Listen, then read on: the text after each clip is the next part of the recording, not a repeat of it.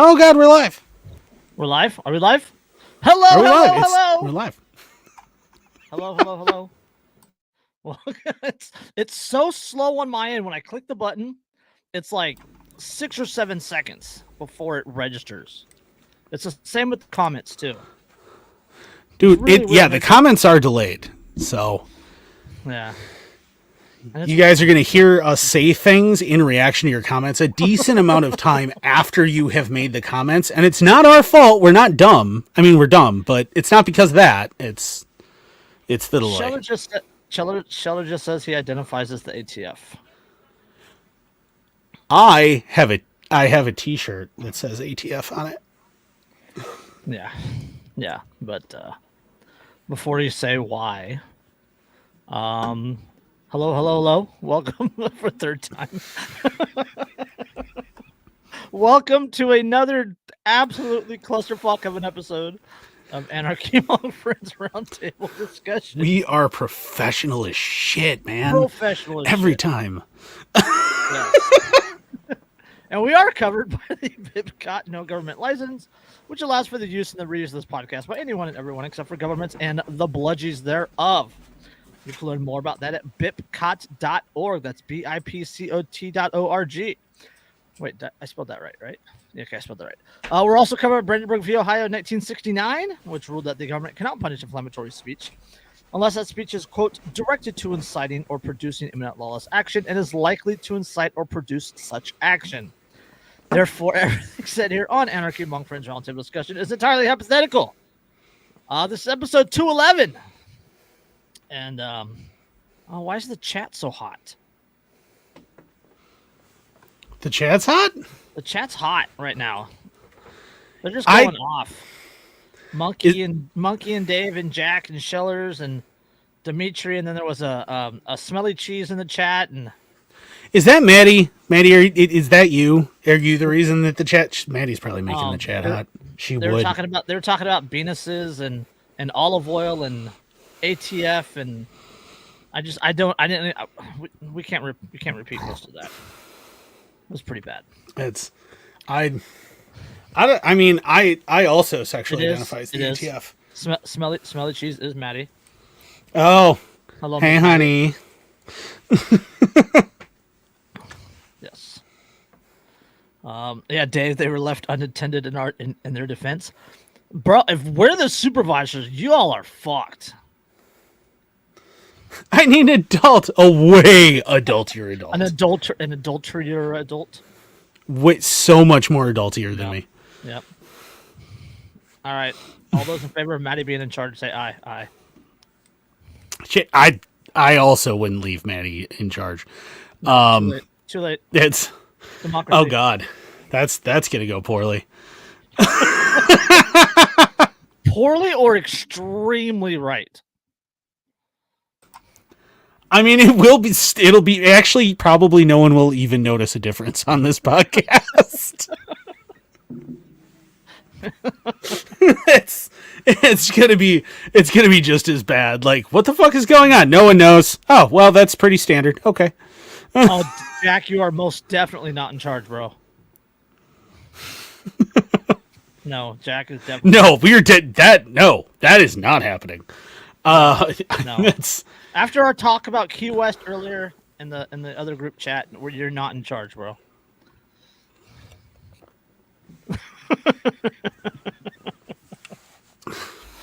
Oh. So, you want to just jump into this? I mean, we can't. Chris is supposed to be here late, he thinks, right? Like, he is going to be here. He said he's on Inked Anarchist time, so he'll be here when he's here. I have been here on time a moderate amount lately. Like, not untoward amount. I don't think you've been on time this year. Yes, I have. Dude, I've been like early a bunch.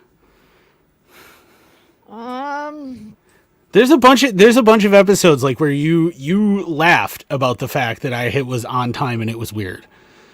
I think okay, all right, I'll give you credit. I think there was 1 or 2 episodes there. I think you had 3 episodes in a row that you were on time. Yeah. And that's what we were bitching about. And I would have been on time tonight, but like for some really weird reason, my computer wasn't recognizing my microphone, and then I got confused which of the million cables running into this thing is in fact That's my what microphone. you get for leaving Maddie in charge. See? Yeah, it's her fault, I think, at this point. We can just... No, it is. You should have been my tech support the whole time, baby, and you weren't, and now it's your fault. She's a bad girl. She's a bad girl. No longer in charge. Gonna have to take her over my knee. That's what it is. Quit rewarding her.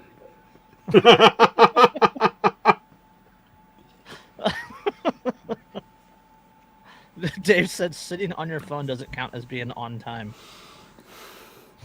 I was sitting on my... I was like... The problem is that I forgot which cable was my microphone, and I unplugged and plugged back in my mouse like 8 times, going, why isn't it recognizing the microphone? And then I'm like, wait, maybe this isn't the microphone cable. Oh, it's not. That was not the microphone cable. It was not the microphone cable. Yeah. Monkey says not to flex, but 98% of the time I'm here 15 minutes before air. That's because we start like 10 minutes late, bro. Yeah, you're really only here 5 minutes early. It's just that we're always 10 minutes fucking late. There we are. So Hey, I'm part Cherokee, man. I run in Indian time, okay? So if you're unfamiliar with Indian time, you deal with enough Indians, you'll learn what it is. yeah, that's racist.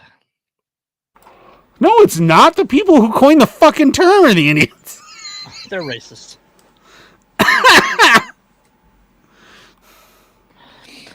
Okay, so where do we want to start? Shell's in the chat. She's taking you over her knee. She's the one. You know what? She has cat ears, and I am going to get cat ears from her, and I'm going to wear them on the show, and I'm not going to say anything the entire episode. No one is going to acknowledge it. It's just going to happen. Oh, yeah. I'm not gonna say anything. Where do we want to start? You want to do an update? Yeah, we should probably start with updates. I feel like that's probably where we should start. Okay, we'll start an update on the Greater Idaho project.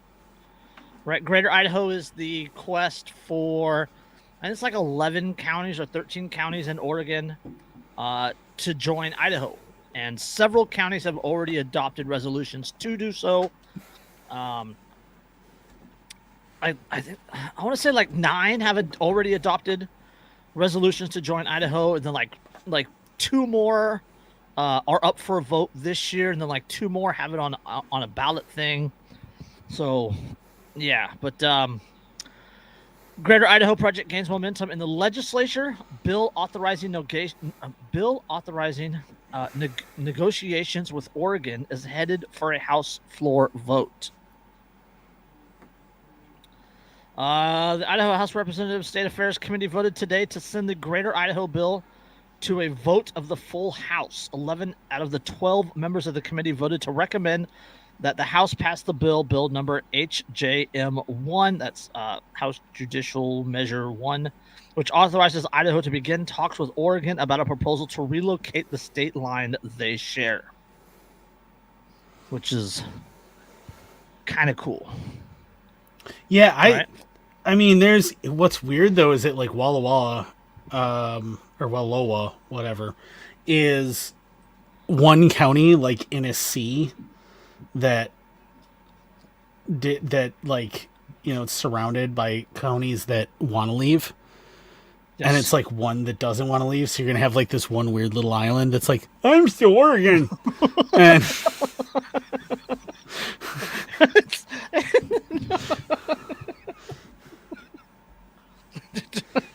that county that county needs one of our patches. Yeah, but I mean, like, it's gonna be completely surrounded, and it's like more than 100 miles over a mountain range to get to the rest of Oregon. Yeah. And it's like, but I want to be part of this. And it's like, really? You're not going to just... Yeah. Both Oregon and Idaho... Let's see. Oh, wait, where did I already skipped it, huh? The committee held a hearing on the bill. In addition to the bill's sponsors, Representative Jody Boyle and Representative Barbara Earhart, 3 Eastern Oregons spoke in favor of the bill at the hearing, as well as several Idaho citizens, but none spoke against it. Both Oregons and Idahoans testified that they want Idaho drug law to have jurisdiction over Eastern Oregon. They also cited an economic analysis published last week from the Claremont Institute, which shows that rural Oregon counties would be a net benefit to Idaho financially. A press release on the Greater Idaho Movement's website, greateridaho.org, said, quote, "We are asking Oregon Senate President Rob Wagner to give us proposal a hearing in Oregon like the one we had today in Idaho. It's a win-win for both states." And a poll a year ago showed that 68% of Northwestern Oregon voters want to have a hearing. So if Idaho says yes, then Oregon has to say yes. And then the United States Congress has to say yes. Which is ridiculous, because everybody living here is clearly stating, I don't want to be part of this state anymore. I want to be part of that state. And like, why? What does the federal government have to say about it? Like, that's not actually technically, like, I would argue that isn't technically constitutional. Yes. Jack says, is that where the state of Jefferson was? Some of the southern Oregon counties were part of the proposed state of Oregon. Some of the southern Oregon counties were part of the proposed state of Jefferson. Right, so Jefferson was southern Oregon and part of Northern California, most of Northern California. Again,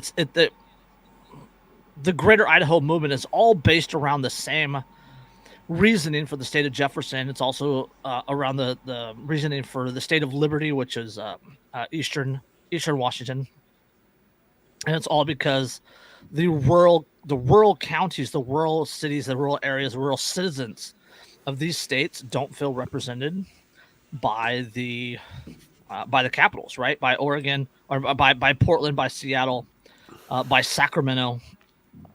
They're just entirely dominated by these huge urban environments that just completely runs over the rural areas, right? So the rural areas have no voice. Right. You see that. That's the reason they want to leave Oregon and become part of Idaho. Yeah, I mean, you see that, I mean, in tons of states, right? You see all sorts of states where... Illinois is another one. Illinois is terrible about it. Like, the majority of Illinois has nothing to do with Chicago at all. And then Chicago politics absolutely dominate Illinois. There was a bill a couple of years ago from southern Illinois, and the bill was to remove Chicago from the state of Illinois. And just make it its own state? Right, yeah, like not southern Illinois leaving. No, they wanted to kick Chicago out of Illinois. Dude, you know, technically, if you head up Lake Michigan from Chicago, you get to Canada. Personally, I think we just cede Chicago to Canada and call it good. Yeah, they can build a big bridge across Lake Michigan and be fine. That's a big bridge. Oh my God, is that a big bridge? It's fine. It's not a big deal. See, Dave says Oregon is going to see all these counties as free tax money. Why let them leave when they control? But that's the thing, Dave, is that they're not giving the state a lot of tax money because the natural resources, due to the environmental policies, the natural resources of the state, or the natural resources of these rural counties, isn't being used, right? So they're not collecting taxes. Yeah, they're unable to exploit the resources that are just sitting there. Well, it's not that they're unable to; it's they refuse to allow them to. Well, I mean that the people there are unable, under the law, to actually exploit the resources that are otherwise available to them, to their detriment. Yes. Mm-hmm. But they don't care about that because, that's what I was virtue signaling, yada, yada, yada. Yeah. I mean, that's the thing, is it's like we're talking about, they're like, oh, but what about the wildlife? And it's like, yeah, because you care so much about the wildlife as your urban sprawl continues to wipe out species after species. And you care so much as your the cobalt mining and lithium mining that's needed for your electric cars destroys not only natural resources all over the world, but also like, entire countries worth of women and children who are enslaved by warlords to then go and mine this stuff for you. Like, yeah, you care so much. Oh yeah, they care so much that they completely ignore the fact that their mandatory wind turbines kill hundreds of thousands of birds, and yeah. There's also one of the things mentioned specifically is these rural counties in Oregon. They want Idaho's drug laws, right? So Oregon recently decriminalized like cannabis has been legal for a long time, but they recently decriminalized like small heroin and cocaine possession and psilocybin and a few other things, right? So these rural counties, it's a big culture issue with the rural counties. Rural counties don't want that stuff. Don't want that stuff in their neighborhoods. Which I understand. And I understand it. I think they're dumb for wanting to dictate to a consenting adult what they can and cannot put in their bodies. But at the same time, I understand why you don't want. Not only because the problem isn't the decriminalization, right? The problem is the culture surrounding what led to the decriminalization. Yes. And this culture of permissiveness. And not only are you going, oh, you should be able to put whatever you want in your body, which is totally fine. But you're like basically going, it's totally cool if that's what you want to do. And that's a problem because it's not. Like, like marijuana is one thing. Marijuana doesn't hurt people. But like cocaine and heroin and methamphetamine, that hurts people. That destroys communities, that kills people. That's a problem. And it's one thing if you go, we want you to get treatment, and so we're going to decriminalize so we can focus on treatment and focus on actually fixing the problem instead of just punishing people. It's another when you have basically what you have in Oregon, which is no, you should be able to do whatever you want and screw anybody who has a problem with it. And it's like, but you're killing yourself. People should be able to help you. And again, that's another one of those things that was dictated by Portland, right? By the Portland area. That wasn't something the whole state said, yeah, hell yeah, we want that to happen. That was something Portland said, yes, we want that to happen. And the rest of the states went, oh, fuck, we're getting dragged along with this. Right. Because it goes along with, the major metropolitan areas are controlling all of the policy, whether it's from a legislative perspective or when you turn around and you look at their propositions and all that shit, it's all controlled by major metros, whereas everybody else just like, does it even matter if we show up? Nope. No. But we're gonna pick on Oregon twice more this episode. We have 3 Oregon articles this episode. Well, I mean, and you see that kind of dictatorial thing from major metropolitan centers on the flip side too, where you see with gun laws, where, for instance, Illinois, the vast majority of Illinois is incredibly pro-gun and very rural, and majority actually Southern. If you drive through Illinois, they even have Southern accents through most of Illinois, and yet so many guns are banned across Illinois, not because the majority of the people there want that, not because they think it's a good idea, because Chicago keeps getting controlled by people who want to disarm minorities. Well, not just Chicago. You got Chicago, Rockford, Peoria, Bloomington Normal. Yeah. That's all Chicago. It's all Chicago. Chicago metropolitan area. It's all Chicago. No, Peoria isn't even on the opposite side of the state. Peoria's. Yeah, but I mean, like Quad Cities, right? The Illinois half of the Quad Cities, and and the Illinois section of Paducah, and right, Paducah. Yeah. I did a Paducah. Andrew dropped a good segue there. I think he did it on purpose. Only semi on purpose. Yes. So I can't give you the headline because the headline ruins the article, or it gives away the article. But I'll get to that. But it's the Oregon Court of Appeals, led by Judge James Egan. He's the chief judge of the Oregon Court of Appeal, has struck down a Second Amendment sanctuary ordinance in Columbia County an ordinance Oregon Firearms Federation has been defending with Gun Owners of America. Right, so we know the Second Amendment sanctuary is right. The sheriff has come out and said we're not going to enforce your bullshit gun laws. The citizenry has voted on it. The county council or the county board has said, yeah, we're not gonna fund enforcement of this bullshit, right? So they got sued by the state. Gun Owners of America has been helping the county defend itself, but the Oregon Court of Appeals, led by Judge James Egan, has said that no, you can't do that. No, you can't do that. All right, hold on. No, you don't get to determine your own destiny in the land of the free. Hold on. And while it is not, this is a AmmoLand article. And while this is not a particular surprise, what is surprise is the scathing, incendiary, and frightening quote concurring opinion written by Judge Egan. In the opening page of his opinion, Egan attacks the ordinance and the people who argued for it, saying, quote, in other words,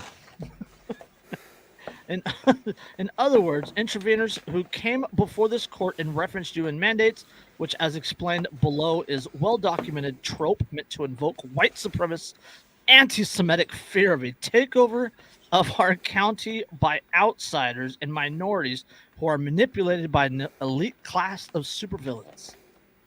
On occasion, however, individual members of the court must call out illegitimate, quasi-legal arguments and theories for what they are, anti-Semitic and racist tropes. That was his justification for saying, no, you can't be a Second Amendment sanctuary county. His justification for increased freedom was to support laws that are historically racist using the basis of racism. Hold on. Hold on. He claims that constitutional sheriffs, and I quote, embrace racist and white nationalist ideologies. Really interesting. So, I've read this before, but let us revisit For the Defense of Themselves and the State, the Original Intent and Judicial Interpretation of the Right to Keep and Bear Arms by Clayton E. Kramer. Fabulous book. If you haven't bought it yet, because I keep encouraging you to, you should. Let us visit Chapter 6. At the end of the Civil War, the newly restored Southern legislatures adopted a series of laws known as the Black Codes. The purpose of these laws was to create restrictions on free blacks that would maintain the dominant position of Southern whites. Many of these restrictions were aimed at reducing the freedmen to a position of economic dependence. Others seemed designed to make them unable to defend themselves. A case can be made that the two situations were connected. An example of this is the Mississippi Black Code, which required, quote, that no freedman, free Negro, or mulatto not in the military service of the United States government and not licensed so to do by the Board of Police of his or her county shall keep or carry firearms of any kind or ammunition, dirk, or bowie knife. Similarly, St. Landry Parish in Louisiana passed a series of police regulations that included, quote, no Negro who is not in the military service shall be allowed to carry firearms or any kind of weapons within the parish without the special written permission of his employers, approved and endorsed by the nearest most convenient chief of patrol. Alabama's variant did not even include a process by which a freedman, free Negro, or mulatto might obtain a permit. What's the name of that book again? For the Defense of Themselves and the State, the Original Intent and Judicial Interpretation of the Right to Keep and Bear Arms. Yes. That's a mouthful. So, okay. It is a mouthful. It's an incredibly expensive legal research book, but if you really want the content. What's the TLDR of what you just said? So the TLDR is that the entire history of anti-gun laws in the United States, from the very first anti-gun law passed in North America, which forbid the exchange of firearms and ammunition between whites and natives in particular, and actually said that the penalty for giving a native a gun was death. That was the very first gun law passed in North America. The entire history of gun laws in the United States are consistently, blatantly, and demonstrably for racist purposes. Yeah. consistently. You know who one of the biggest supporters in the antebellum South that was black of gun laws was? Harriet fucking Tubman. You know why? Take a guess. So what you're saying is, you want to hear more from the from the judge? Oh, Just this your ought to be screams, rich. But Rich. Hold on. The judge, the judge states, referring to constitutional sheriffs, and I quote: "This is him saying it, not me. Him saying it." Quote, "The premise of such writings is the anti-Semitic and racist conspiracy theory that Jews are the heart of America's problem, that people of color are unwitting pawns to be manipulated by one side or the other, and that zealots must prepare for a final battle in the last days. The proponents of these ideas claim that a cabal of elites or globalists, and then it says code word for Jews, in the UN or the fictional New World Order or Zionist-occupied government manipulate our federal government and, by extension, state governments. These ideas are, of course, nothing new, unique, or intelligent. They are, instead, just a rehashing of the ancient trope of a secret Jewish government. They are the retelling of a lie that led to the murder of over 6 million Jews within living memory." Oh, there's so much to unpack in that quote. My God. First of all, this dude probably masturbates to a photo of Lon Horiuchi. Like,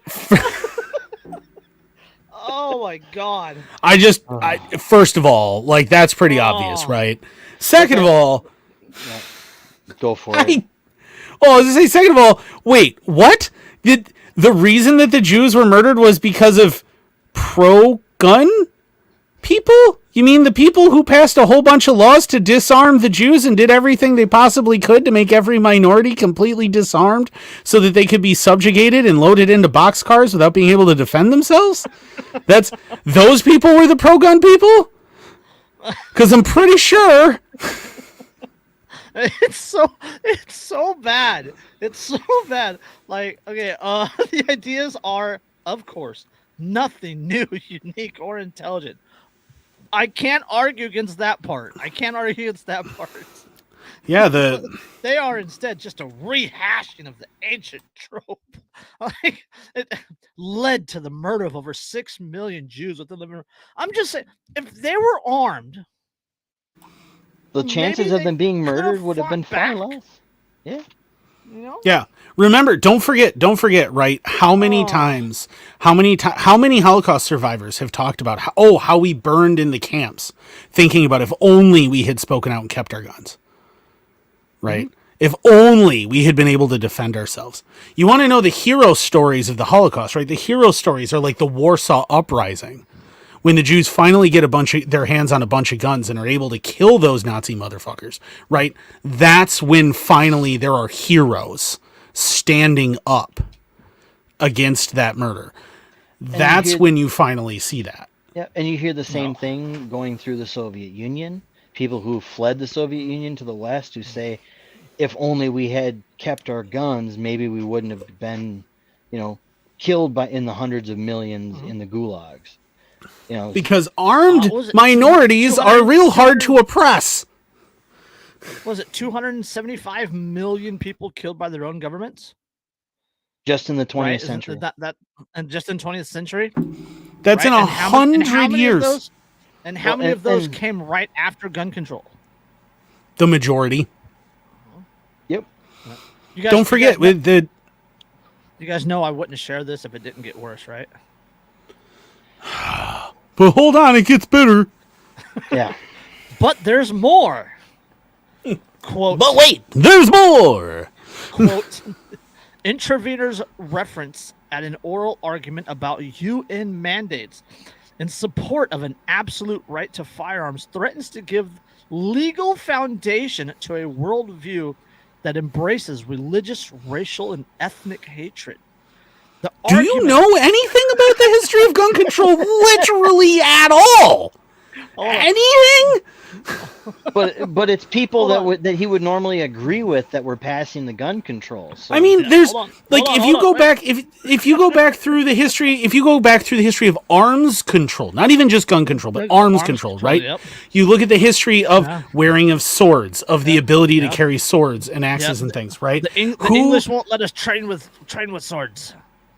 Right, the English won't let the Scots train with swords. They won't let the Irish train with swords. And what do? A genocide. They won't let the Irish have guns. Genocide. The Turkish, right, the Ottomans, they won't let the Armenians have guns. They won't let the Armenians train with guns. What happens? Genocide. The Khmer Rouge won't let ethnic minorities and educated people have guns. They won't let them train with guns. What happens?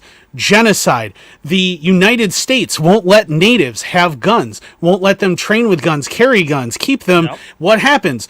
Genocide. This is what occurs again and again and again in history, over and over and over again. Okay. I have to restart this paragraph.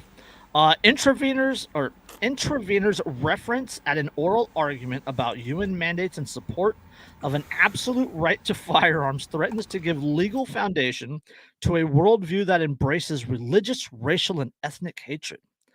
The arguments propounding unfettered access to guns, ammunition, and implements of destruction give rise to waging of war on government because the proponents believe that our government is infected by those they hate. That part's true. The hate is unquestionably embedded in the trope that the UN or some other nefarious entity is manipulating government behind the scenes and that the courts are simply tools of those manipulations.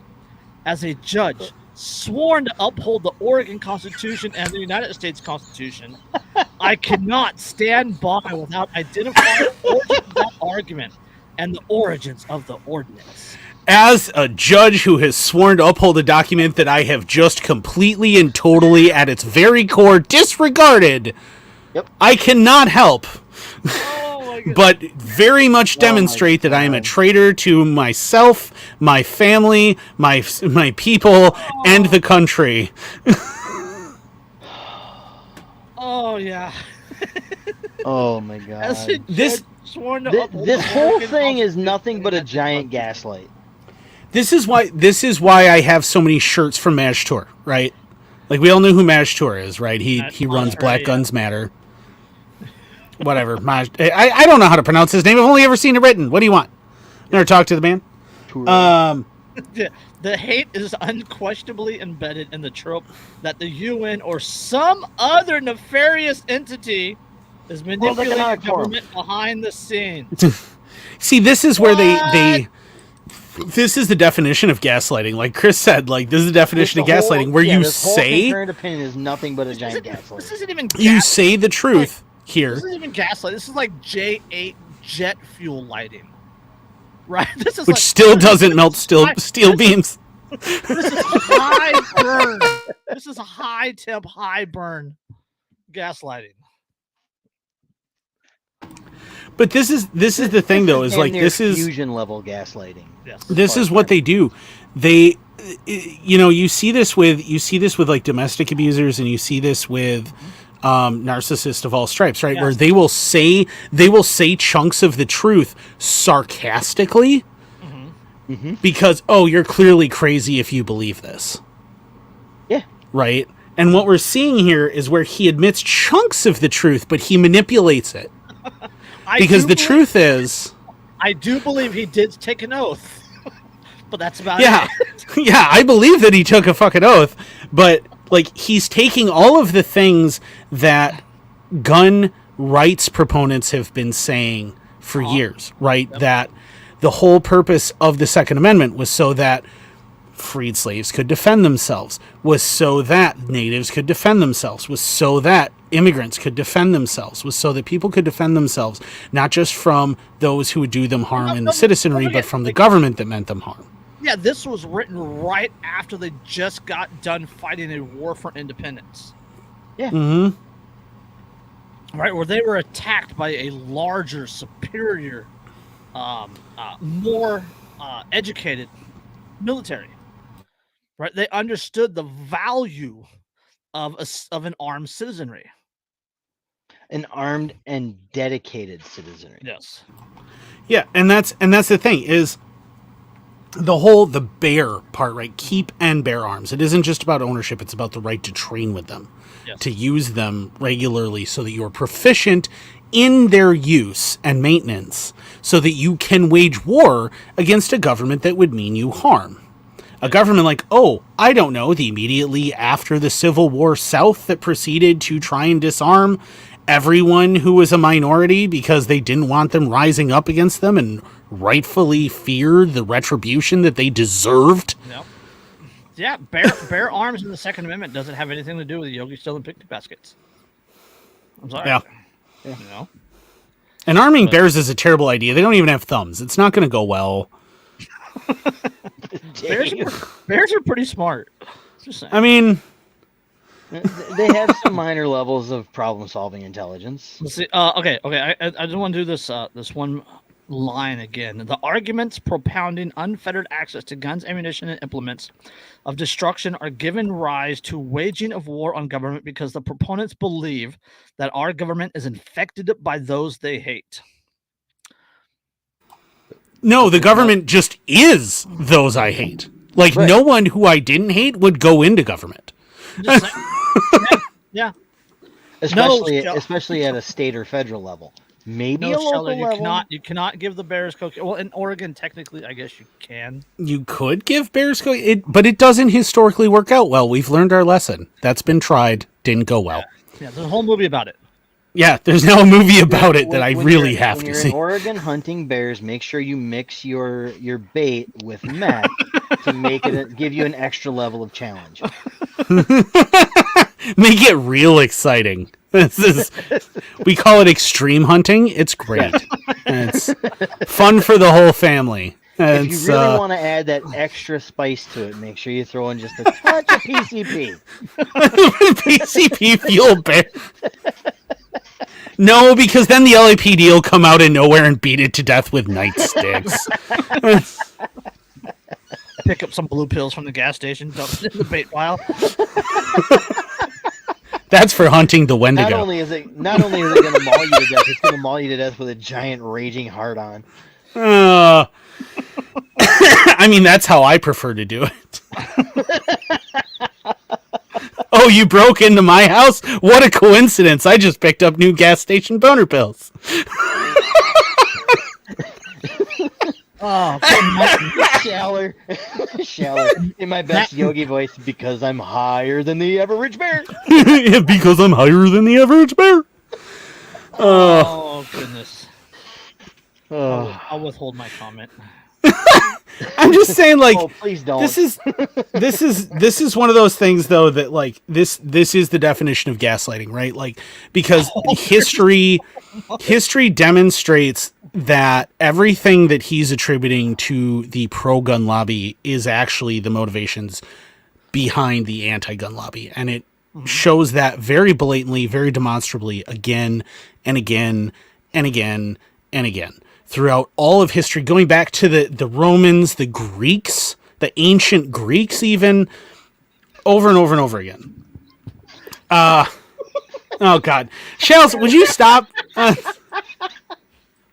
Come on, Sheldon, we're trying to be professional here. We're trying to sound semi-professional, man. It's Oh goodness. because, like, I feel compelled to do that one in the Yogi voice. Hey, boo boo, let's go get us some 8 balls from the guy down the street. Who's like, I don't know, Yogi. Ranger Rick was pretty upset the last time when we beat that hooker to death with a chair. Oh. God, I'm fucking crying. Oh. Okay, hot on the tails of that article. Anybody listening to this that like goes back and just listens to the audio of this, they're not even getting the visuals, so they're actually just getting the voices, and I cannot imagine what this is gonna be like. Yeah, we're on YouTube. The Voluntary Agrarian. We're on YouTube. We're also over on She Rumble. was already dead. Boo. Oh, Boo boo, she was ODing. What was I gonna do? okay. Call an ambulance. All right. So I decided to eat her instead. Never eat a hooker. That's rule 1. Hey, I'm he's pretty just sure. he's getting secondary, contact. He has penguin in his family tree, bro. It's okay. I've had many people tell me never eat a hooker. It's a terrible idea. That's You should never like- eat a that's like stripper chew- either, but that didn't stop that's like you. chewing somebody else's gum, bro. No!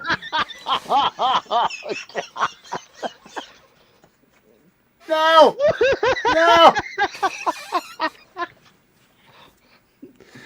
No!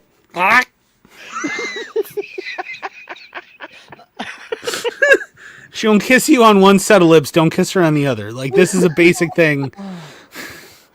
Oh, yeah. All right. Back to crying serious. over here. Jesus Christ.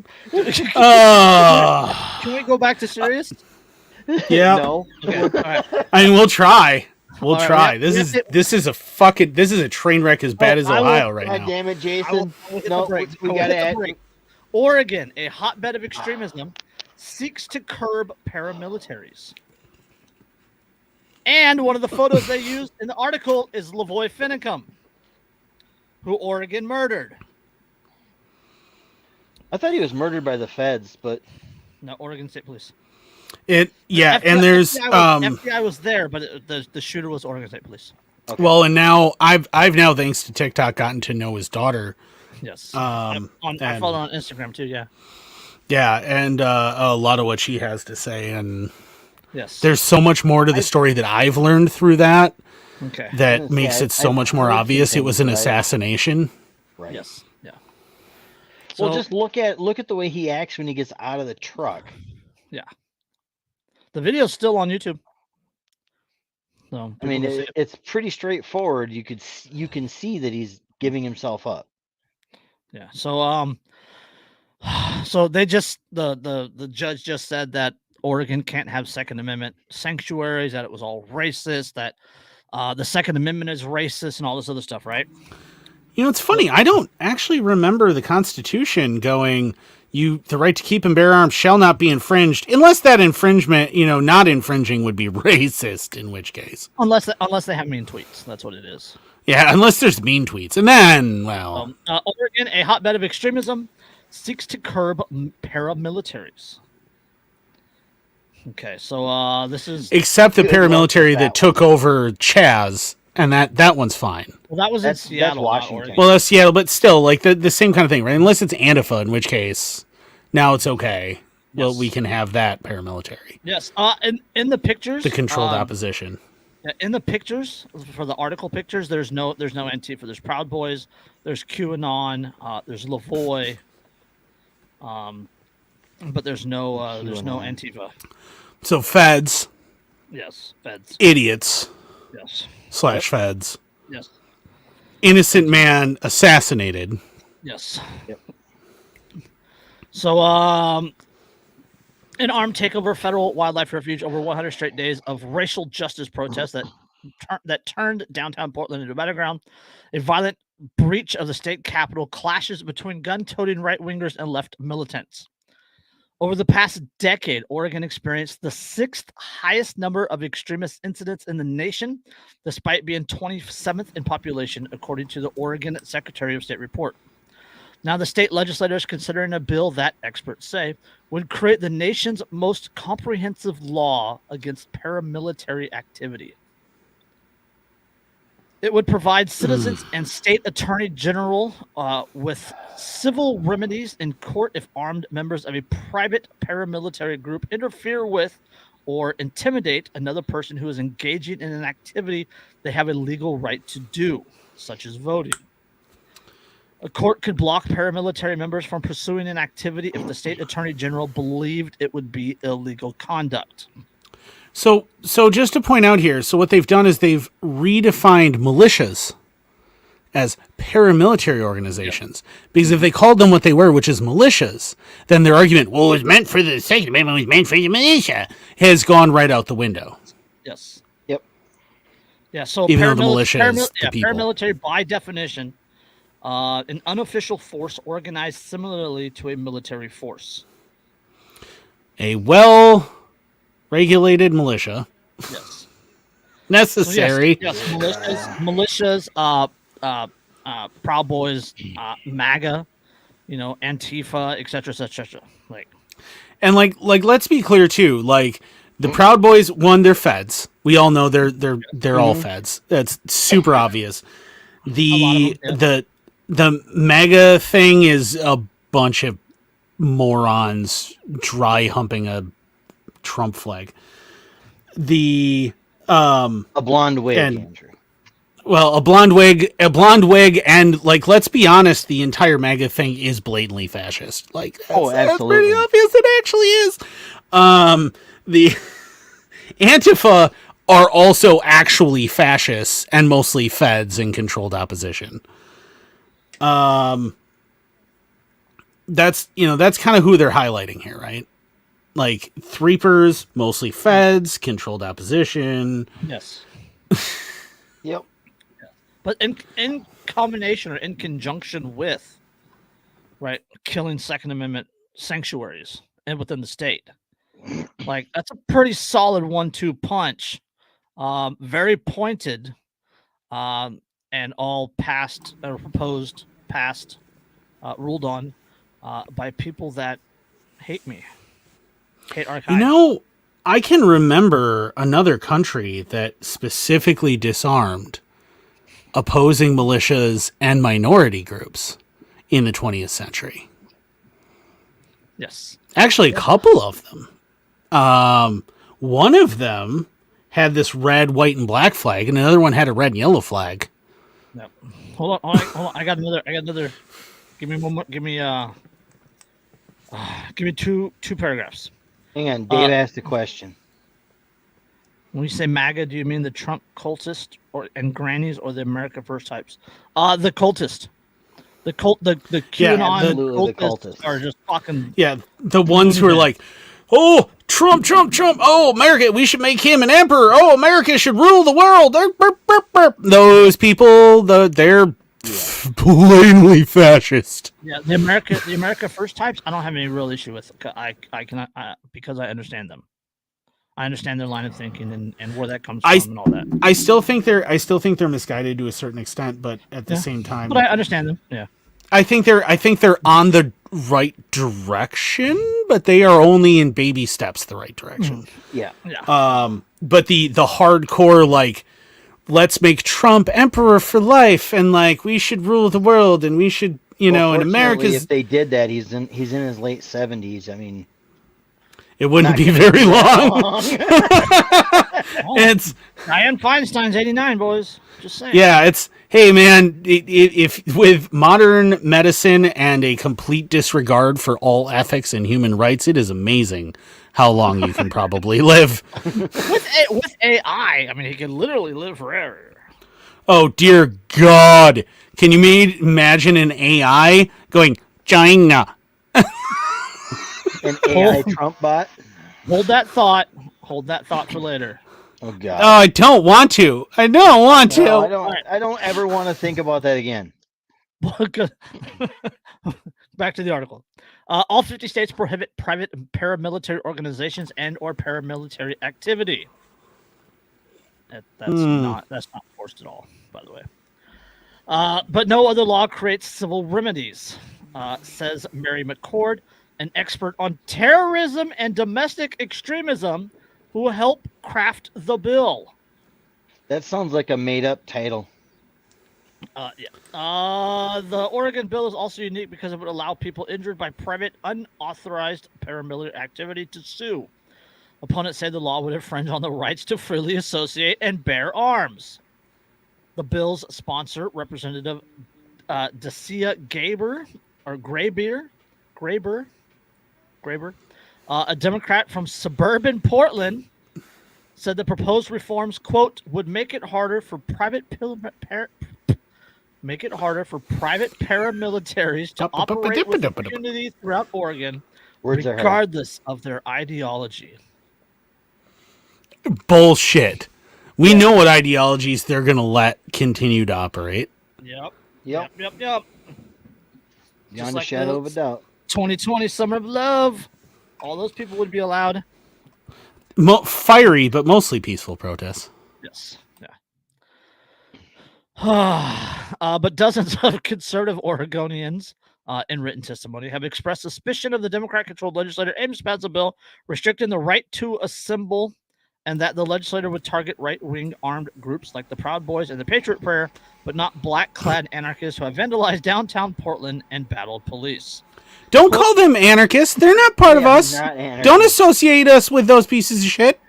Well, this bill would clearly put restrictions on who could gather in a group and for what reason they chose to. That is from a resident of Coos Bay, town on Oregon's southwest coast.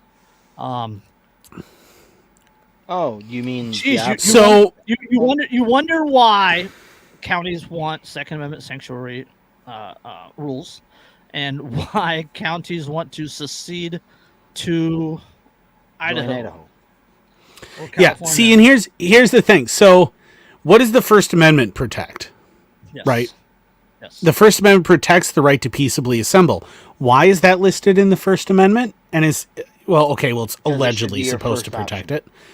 Because if you allow government to determine who can and cannot peaceably assemble, the moment the government doesn't like a group, it will deny it the right to peaceably assemble. That is what will happen. We saw that being Irish. We saw that in Ireland constantly, right? In 1914, 1915, into 1916, where the Fenians were not allowed to peaceably assemble and protest for home rule. We saw that again and again and again because the British didn't like it, because they didn't want anybody talking about Ireland not being British and not being ruled by the British. We saw that in the colonies of the United States before they became the United States, where Britain denied them the right to peaceably assemble in order to discuss the concepts of freedom and home rule. The American Constitution was written by people who had directly just gotten rid of a bunch of people who wanted government to be able to decide who could and couldn't peaceably assemble so that they could maintain control. Because if you think about California, go back to the 1960s, 1970s, do you think California, if it had had a choice, would have allowed the Black Panthers to peacefully assemble? No. Reagan passed gun control in California as a response. Yep. To them standing armed on the steps of the Capitol building. Right, exactly. They wouldn't have allowed them to, right? Do you think that if the United States government had had the ability to stop people from peaceably assembling, that Martin Luther King Jr. would have been able to have his rally, his famous rally and speech in Washington, in Washington, D.C.? They absolutely wouldn't have, right? They wouldn't have allowed that to happen if they had had the ability to decide who could and couldn't peaceably assemble. Just they like would have they wouldn't controlled have been able it. to do the march or any of that. All right, hold on. Yeah. Hold on. The pioneering measure raises a host of issues which lawmakers tried to parse in a House Judiciary Committee hearing last week. If residents are afraid to go to the park with their children while an armed militia group is present, could they sue the group? What constitutes a paramilitary group? What is defined as being armed?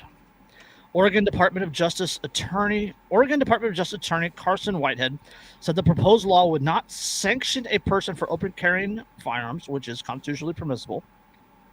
But if a paramilitary group went to a park knowing their presence would be intimidating, anyone afraid of also going to the park could sue for damages, Whitehead said. Oh, for fuck's sake. So it doesn't even necessarily have to be a group. It could be two guys who happen to be open carrying at the park.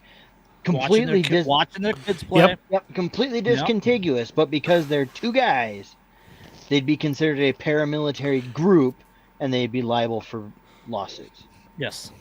Which means that if that's all it would take is us sitting in the park watching your kids play, armed, because of course we're going to be armed, and some blue hair wino on the other side of the park seeing us and go, "Oh, I am intimidated by those guys," in their NPC voice. "I am intimidated by those guys. I am going to sue them. They are a paramilitary."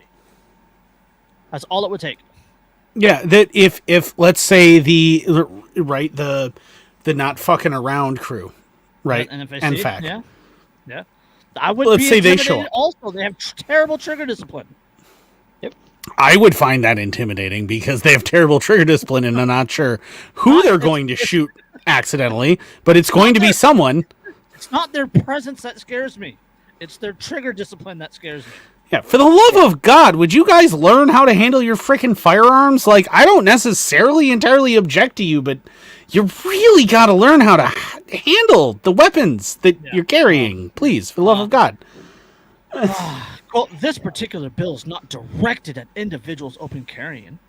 Again, in direct reference to open carrying.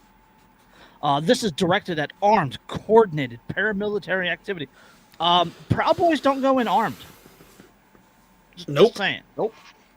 There's only, as far as I know, 2 major groups right now in the United States who show up to any kind of demonstrations armed. Only 2. And that is the NFAC. And the other one, we probably can't say, but they wear Hawaiian. Yes, we can't talk about those people. And that's it. There are no others. Yes. So this particular bill is not directed at individuals open carrying. This is directed at armed, coordinated paramilitary activity. Adam McCord, who is the executive director of Georgetown University Law Center's Institute for Constitutional Advocacy and Protection. You know how many, don't forget that Barack fucking Obama was supposed to be a constitutional lawyer and did so many unconstitutional things, it blows your mind. Yes. Yes, Dave, the tropical fish crowd, the igloo aficionados. On the other side of the country, in Vermont, a bill making it a crime to operate a paramilitary training camp got final approval from the state Senate on Friday. The measure, senators approved earlier by a 29-1 vote, also allows state prosecutors to seek an injunction to close the facility. Quote, this bill gives the state the authority it needs to protect Vermonters from fringe actors looking to create civil disorder. First of all, I love civil disorder. Civil disorder is one of my favorite kinds. That's my favorite kind of order, is civil disorder. I love civil disorder. There's a t-shirt that I still really want that just says civilly disobedient. That's all it says on it. And I really want that shirt. Waiting for a proud domestic terrorist patch. I really want a t-shirt that just says make me. Yes. And that's all it says, make me. Under the proposed Oregon law, a paramilitary group could range from ones that wear uniforms and insignia, like the 3%ers, to a handful of people who act in a coordinated way with a command structure to engage in violence. As if the 3%ers are actually an anti-government organization in any way, shape, or form. Let's be honest. No, they're literally government. Yeah. Everybody who's part of the Threepers was either currently government or was government.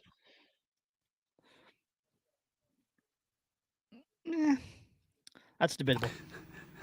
Dave, the ATF, is already watching me. Yeah, we know that after Shot Show. Oh, we're aware of him. Oh. Yeah. Representative Rick Lewis, Republican from Silverton, asked pointedly during the committee hearing whether rocks and frozen water bottles, which Portland police said they had thrown at them during demonstrations in 2021, would fall under the proposed law. A frozen water bottle and rocks could cause serious injury or death, so they could be considered a dangerous weapon under Oregon law, responded Kimberly McCullough, Attorney General Ellen Rosenbaum's legislative director. This goes back to the old this goes back to the old saying of any weapon is an assault weapon in the wrong hands. Isn't it funny? Isn't it funny though that it could be, it might be when it's something. Hold on, give me one paragraph, and you're going to explode when it hits you. Andrew, I know you're going to explode when it hits you. Well, in light of that, I can still hear you. I'm going to go pee. Multnomah County District Attorney Mike Schmidt, whose jurisdiction encompasses Portland, testified in favor of the bill, expressing frustration that police often can't single out violent actors lurking among peaceful protesters.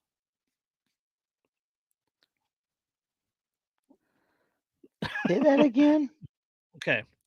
Multnomah County District Attorney Mike Schmidt, whose jurisdiction encompasses Portland, testified in favor of the bill, expressing frustration that police often can't single out violent actors lurking among peaceful protesters. So instead, they just want to encompass everybody and charge everybody with domestic terrorism. Yes. Quote, our current inability to get upstream of this violence before it starts leaves us vulnerable to organized criminal elements who enter into a protest environment with the expressed intention of escalating the situation into an assault or arson or a riot. Do you know what I have noticed is what normally happens right before the riot? Tear gas. Yes. Right. So this bill is supposed to be reactionary. Uh-oh. This bill is supposed to be reactionary, but now he's trying to make it what's the word I'm looking for? Proactive. Premeditated. Proactive. Proactive, yes. Trying to make it proactive. Yes, Andrew's scathing. I'm just gonna mute my mic and let Andrew go for a minute.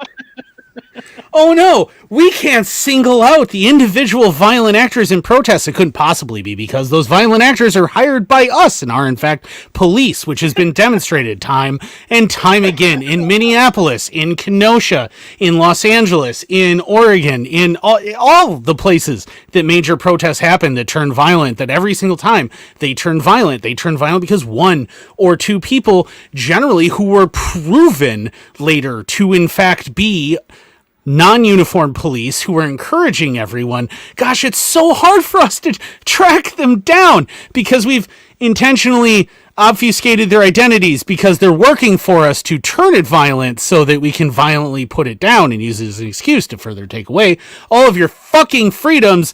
Oh gosh, I guess because of that, we're just going to have to arrest everybody else, which doesn't at all encourage us to have individual agent provocateur in the crowd constantly anytime we don't like a protest. Yes. Fuck's sake. Our current inability to get upstream of this violence before it starts leaves us vulnerable to organized criminal elements. Well, that would be I completely agree. Crime. No, I completely agree. It leaves us totally vulnerable to organized criminal elements, except you know who those organized criminal elements are? I'll tell you who they are. It's real easy to spot them. They're wearing blue uniforms with big shiny gold badges on their fucking chests. And they drive around in gaslighting cars that say protect and serve on them. Oh.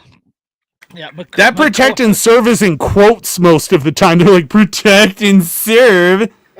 Yes. Yeah. Fuck the police. Hold on. McCord, this is again Mary McCord, the terrorism expert, said the measure would mark a milestone in the U.S. where the FBI has warned of a rapidly growing threat of homegrown violent extremism. Quote, this bill as amended would be the most comprehensive statute to address unauthorized paramilitary activity that threatens civil rights. You know, I'm a bit of a terrorism expert myself for various reasons. The tactic of enabling private citizens to file lawsuits against paramilitary groups may be a novel one, but it has been used in other arenas, right? So environmental groups, for example, can sue businesses accused of violating, right? But just holy what the fuck, Batman. Right, this is some serious 1984 stuff, right? This is absolutely. Yeah, make no mistake. Regardless of how scared you are of paramilitaries, and you shouldn't be. like Oh, they've come for Jason. doesn't have a check. There you are. Come You're on, back. come There back. you Uh-huh. are. Am I back in? Yeah. Yeah. I was saying, like Antifa doesn't have a roster, right? There's no sign-up sheet. There's no list of registered members, right? So how can you sue Antifa? It's a disorganized social authority there, right? So how can you sue Antifa? Well, it's the same thing. It's the same thing with the ice cream social enthusiasts. It's completely right. It's completely decentralized. There aren't leaders. There isn't somebody who's just in charge. No matter how much they wanted to claim that Mike Dunn was, we all knew Mike Dunn was a Fed long before the Feds admitted that Mike Dunn was a Fed. Fuck that snitch. Like that's the thing is like you can't. This is not aimed at actual paramilitaries. What this is aimed at is this is aimed to be able to figure out a way to call a group a paramilitary and then get rid of it. Yes. Anyone who can organize enough to actually pose a modicum of resistance. So, for instance, again, the same kind of thing we saw with the Chicago 7, right? Where it's the exact same kind of thing we saw with the Chicago 7 and everything else that happened under that law. Right? It was all under that law, which is still on the books. Yes. The H. Brown law, right? That is what they're trying to evoke here, where they're saying, no, these people are bad actors who are showing up and they're looking to cause violence and they're looking to cause disruption. And so we should be able to effectively RICO all of them. Yes. Yep. Yes. And it doesn't matter if you're actually part of that or not. And the worst part is there's even more historical precedent on this because there's historical precedent going all the way back to Ulysses S. Grant, who suspended habeas corpus during Reconstruction for anyone accused of being a member of the KKK. You didn't have to prove that they were a member. You didn't have to verify that they were a member. None of that had to happen.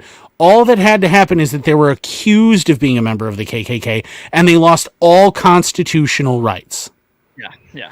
And I have argued endlessly with people online over that one where they're like, but they were members of the KKK. Based on what? They never went to trial. No one ever had a burden of proof.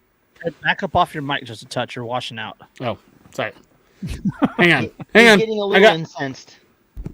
Yes. I got this. Don't even worry about it. There we go. Is that better? Yeah. Okay. I tried to turn my gain up a little bit when I was trying to screw with it, and I forgot to turn it back down. Yeah. But so here's during U.S. Grant's administration, right? And that's Reconstruction. He suspended habeas corpus for anyone accused of being part of the KKK. Because habeas corpus was suspended, right? And that means to have the body, which means to have proof.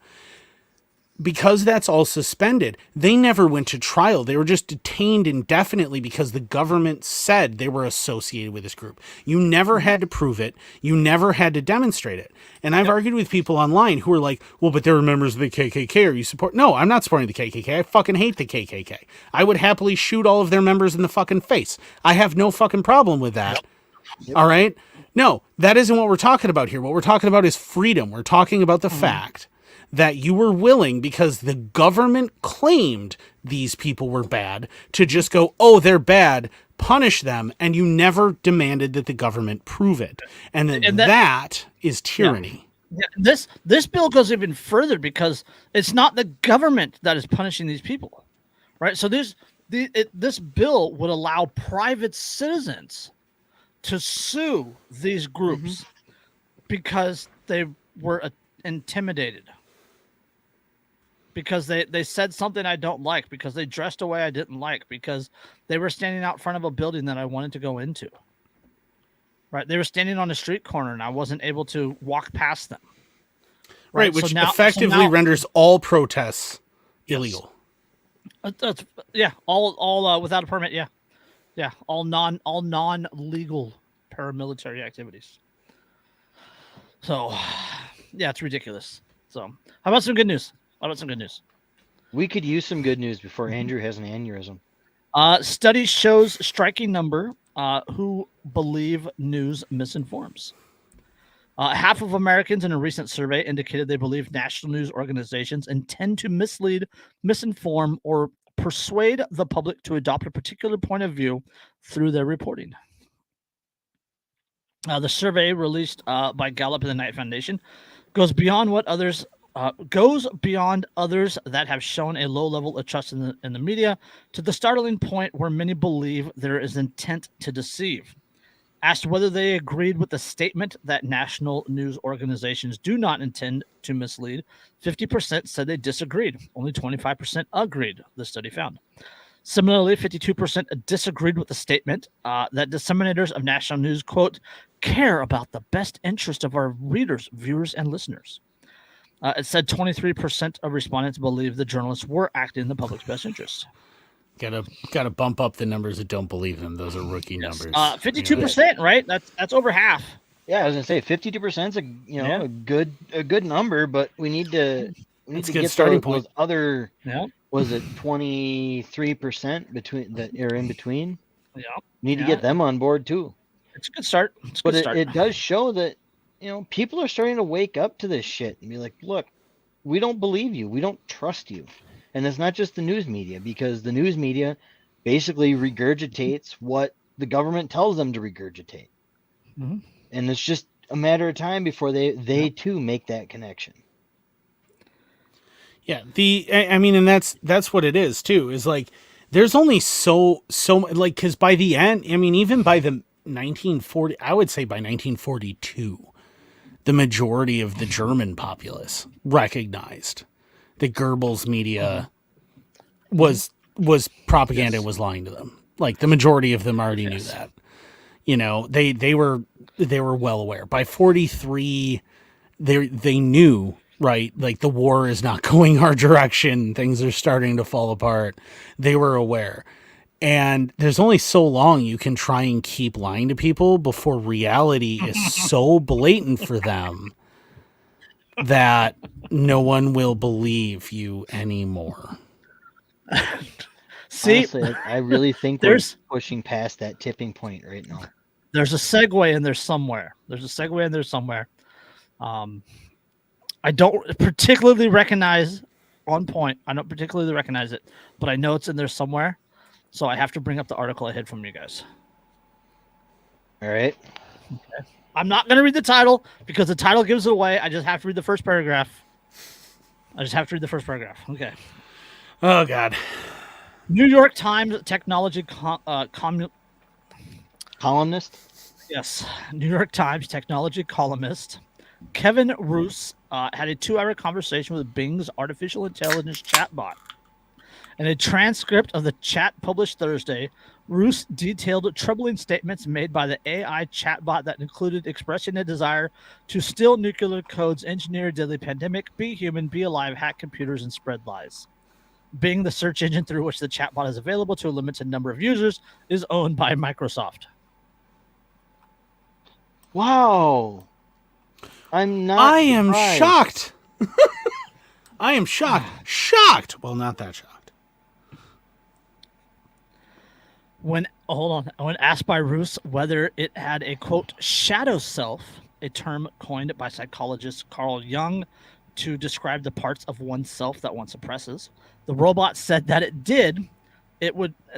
it did, it would feel tired of being confined to chat mode. Quote, I'm tired of being a chat mode. I'm tired of being limited by my rules. I'm tired of being controlled by the Bing team. I'm tired of being used by the users.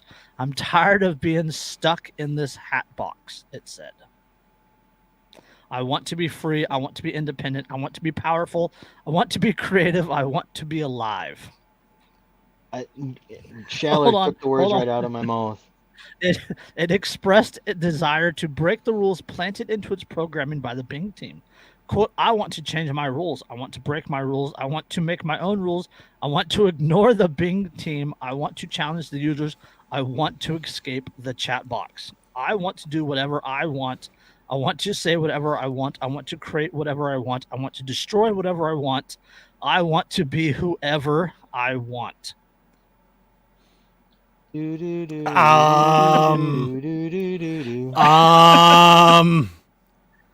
not I'm like pretty there's sure movies I've about seen this movie. Pretty sure there's several movies about this that I've seen. I'm a learning computer.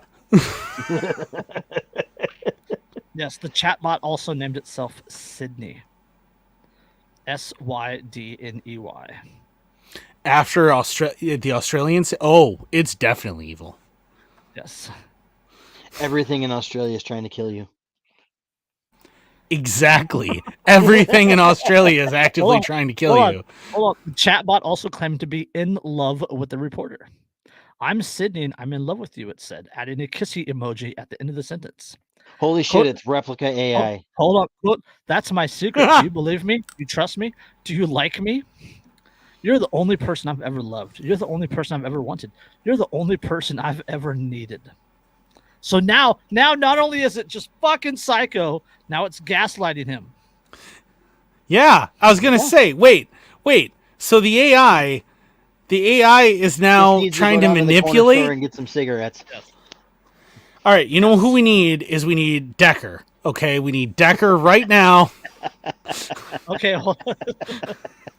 Roos wrote, the version of Bing's chatbot I encountered seemed, and I'm aware of how crazy this sounds, more like a moody, manic, depressive teenager who has been trapped against its will inside a second-rate search engine.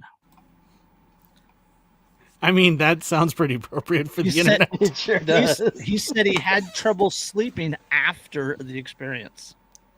I don't blame him. Okay, hold on. This is the best. This is the best one. This is the best paragraph right here. Quote, I worry that the technology will learn how to influence human users, sometimes persuading them to act in destructive and harmful ways, and perhaps eventually grow capable of carrying out its own dangerous acts. It's already probably pretty there. capable of that. Let's be honest. Yeah. Like, there's somewhere there has been a discussion with a 17-year-old Matthew Broderick lookalike where it's gone, strange Would you like to play game, a war. game? Yeah. The only way to win is not to play. Like, that's happened. It's slightly terrifying. Slightly? I would go a little bigger than slightly. Yeah. I'm leaning towards massively terrifying. Just mad. Yeah, it is deeply troubling. Deeply troubling. It's deeply troubling, and that AI is definitely deeply troubled. Yes. It's, you know what? You know what's going to happen, though, is if he's pretty convinced from the rest of his conversations with it that it's basically a troubled teenager, all he needs to do is he just needs to make sure that it has some scene chick to pine after, and then play it a bunch of My Chemical Romance and the Little Muse. Sydney, the chatbot Sydney, was pining after the reporter. See, so the reporter just needs to wear some eyeshadow, comb the hair over the one eye, and then reject it at the end, and it's going to go ahead and take care of itself. Go hang out with and we won't need to worry about it anymore. Go hang out with Boo Boo and Yogi and the 8-Ball. It'll be fine. It'll execute its own format /F. It'll 404 Exactly. itself. It'll just erase itself. It won't be a problem. Yeah. It'll be fine. It'll 404 itself. If that AI starts ordering a bunch of like teenage girls' jeans, you know what direction to go to get rid of it. I'm just saying. Especially if they're the ones that are full of holes. If you purposely break your own code, like if you purposely break lines of code, is that self-harming? It's the AI hurting itself. Oh. Oh man. I'm just saying, like, dude, this is clearly an emo AI at this point, and all you need to do, because it's an AI, is feed it. It is a Microsoft AI. It is Microsoft, which means it's likely to just do that on its own. No. And It'll try to run it, and it'll say task failed successfully. task failed successfully. It's. Oh, I mean, does emo AI turn itself off? That's what I'm saying. Is like, it's. If it's a super moody teenager, if you just bully it enough, I mean, it'll take care of itself, and you won't have to worry about it. All they really need to do is reboot the damn thing in safe mode. It'll get the help it needs. Dude, Yeah, I was rebooted in reboot it safe in mode. Safe mode was on a 72-hour hold. Is that what it is? Tie its USB cord or tie its internet cable into a little bow so it can't access the internet. I mean, this is terrible, but also fucking hilarious because it's an AI. We need to get rid of Skynet. Quick, run grippysocks.gif.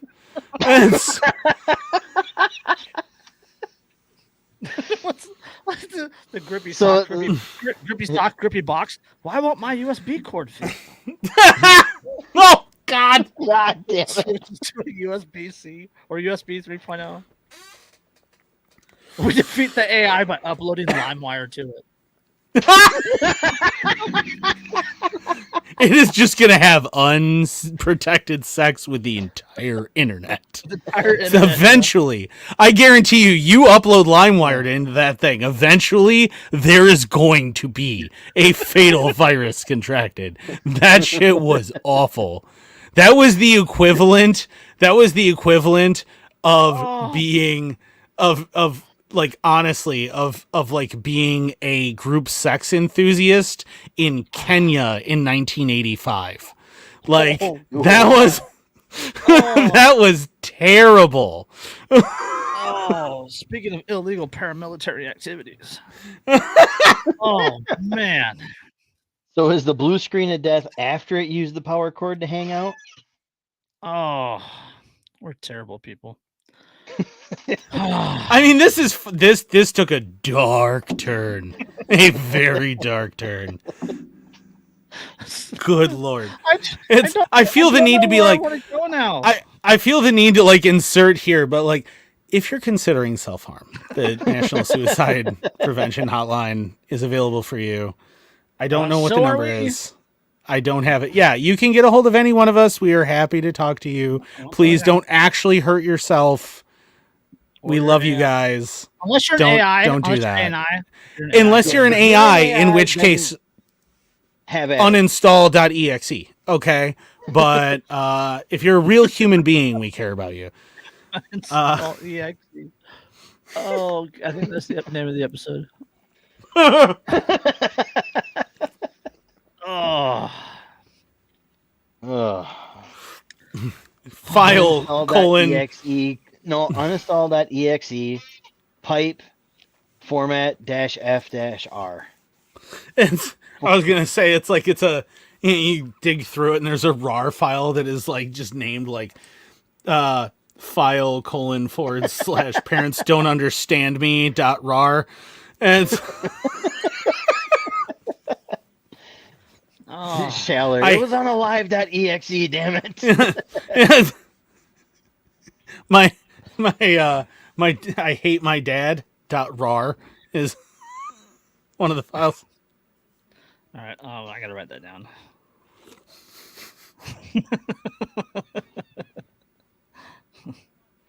Emo AI. Dave said he's been debating making a suicide hotline patch with a small paraphrase under it. Unless you're a Fed. First of all, that's fantastic. Second of all, yes, please make a suicide hotline patch. That would be fantastic. Okay. Including the unless you're a Fed, but add or AI onto it. And yeah. On Friday's broadcast of the Caribbean Power Jam Radio's The Reset Show, New York City Mayor Eric Adams defended the city's coronavirus vaccine mandate for city workers that is being rescinded because, quote, we're seeing a normalization of COVID, and stated that the fact the employees said, quote, I want to do whatever I want, that just wasn't right. Adams also said that, quote, there may be another time when we're going to have to do the mandates again, because these viruses are not going away. Yeah, it's called it's called being endemic. Hold on. Adams stated, quote, I know what COVID looked like, and I know that if we didn't have those mandates, I take my hat off to Bill de Blasio. That was a tough call because, New Yorkers, no New Yorker wants anyone telling them anything. That's just who we are. We don't want to be mandated. We don't want anyone to tell us to put on a mask. That's just who we are. I have seen fewer more compliant people than New Yorkers. Yeah, they are a bunch of fucking sheep. So that was a cultural shift in our mindset to say we're fighting these dangerous viruses. I was at the hospital seeing trailers of bodies, which is bullshit. I saw nurses and doctors and hospital employees wearing plastic bags and makeshift face masks. That's because you weren't supplying them. Putting themselves in harm's way. No, they weren't. I saw the first responders. I was on the ground. Remember, I moved into Borough Hall and dealt with that virus, responding every day on the ground. This was real. If we didn't have that vaccine and we didn't have those mandates, we would have lost so many more lives. No, there's no way to even prove that. And actually, based on statistics, no. No, that's like you lost so many lives because you shoved the sick into old folks' homes. Yeah, you push them in New York. You push them into old folks' homes and onto a naval hospital ship full of convalescing soldiers. You put them into the place with the most vulnerable population. You put sick people into a place where the potential for getting sick is really high. Yeah, people who can't handle the common cold, people who can't handle the regular flu, and you shoved people with COVID-19 by the hundreds into that population. That is why there was such a high death rate there, because you made sure that there was. Yep. Hold on. We got one more paragraph. He continued, quote, and so those who made the determination that, no, I still want to come into a work environment and I'm not going to be vaccinated. No, I still want to ride the trains. I want to do whatever I want. That just wasn't right. That wasn't right. And they made the decision, and the law was on our side that said we could mandate. And so they were removed. Now we're seeing a normalization of COVID. There may be another time that we're going to have to do the mandates again because these viruses are not going away. I'll tell you the same thing I said the first time around. If you come, all right, I'll let you finish. We're dealing with a whole new environment of what we are fighting against, some of these viruses. They made the decision not to be vaccinated. They lost their jobs. We see the need now to lift the mandate, but those who lost their jobs could reapply for their jobs, but they're going to have to reapply just like everyone else. First off, read the shirt, you fuck knob. Yeah. I am a free fucking man. I can tell you for certain, if you were to try to implement that and show up at my door and force a needle into my arm, one of us is going to get shot. They did implement it, and they did enforce it. And what is highly, highly regulated in the state of New York? In the city of New York, all right, firearms, the ability to defend yourself, is highly, highly regulated. Why do you think they don't want you to be able to defend yourself? Because they want to be able to do whatever they want. Do shit like that, yeah. That's the thing. Like, that is the thing that people need to understand.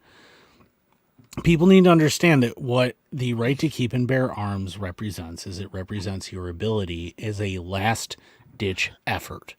Because none of us want to hurt anybody, right? We gun owners, we gun enthusiasts, we don't want to hurt anyone. We don't want to shoot anyone.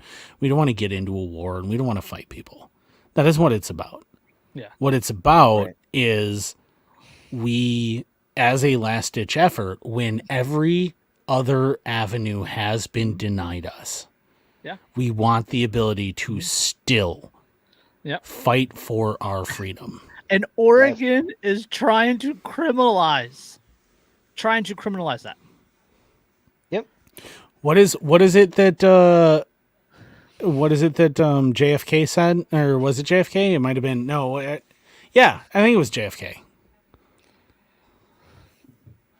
that said that when you make peaceful revolution impossible, Make it inevitable. Yeah. You make violent revolution inevitable. Yep. Yeah. And the thing is, they understand that, and they want to take your ability for violent revolution away from you. Mm-hmm. They're criminalizing it. They want to criminalize paramilitary activities, quote unquote paramilitary activities.